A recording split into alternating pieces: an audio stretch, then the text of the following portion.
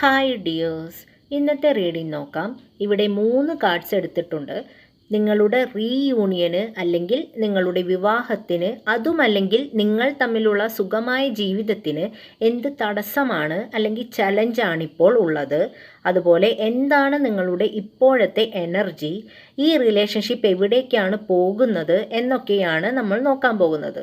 നമുക്ക് റീഡിങ്ങിലേക്ക് പോകാം.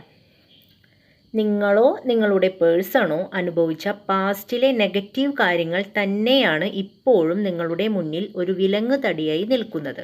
വിക്ടിം, ഇര എന്ന ഭാവം കളയുക. എന്നിട്ട് നിങ്ങളുടെ പാർട്ട്ണറുമായി സന്തോഷത്തോടെ ജീവിക്കുക. നമ്മളെക്കൊണ്ട് മാറ്റുവാൻ കഴിയാത്ത കാര്യങ്ങളെക്കുറിച്ച് ഓർത്ത് വിഷമിക്കാതെ ഭാവി ജീവിതം നിങ്ങളുടെ വരുതിക്ക് കൊണ്ടുവരുവാൻ ശ്രമിക്കുക. അതിനായി അനാവശ്യ സംശയങ്ങൾ, പേടി എന്നിവ ഉപേക്ഷിക്കുക. കഴിവതും മനസ്സിനെ ശാന്തമാക്കി വയ്ക്കുക. കാറും കോളും നിറഞ്ഞ മനസ്സിനെ ശാന്തമാക്കുവാൻ നിങ്ങൾ ഒരുപാട് ഇഷ്ടപ്പെടുന്ന നിങ്ങളുടെ ക്രിയേറ്റീവ് മൈൻഡിനെ തിരിച്ചു കൊണ്ടുവരിക.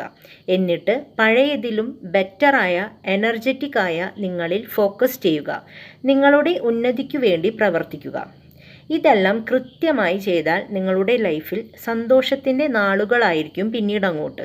അതാണ് സൺ എന്ന കാർഡ് പറയുന്നത്. നിങ്ങൾക്ക് നിങ്ങളെ തന്നെ സ്നേഹിക്കുവാനും മറ്റുള്ളവരാൽ നിങ്ങൾ സ്നേഹിക്കപ്പെടുവാനും സാധിക്കും.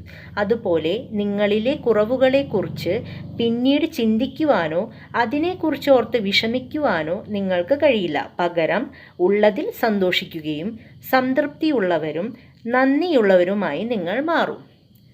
Thank you, dears.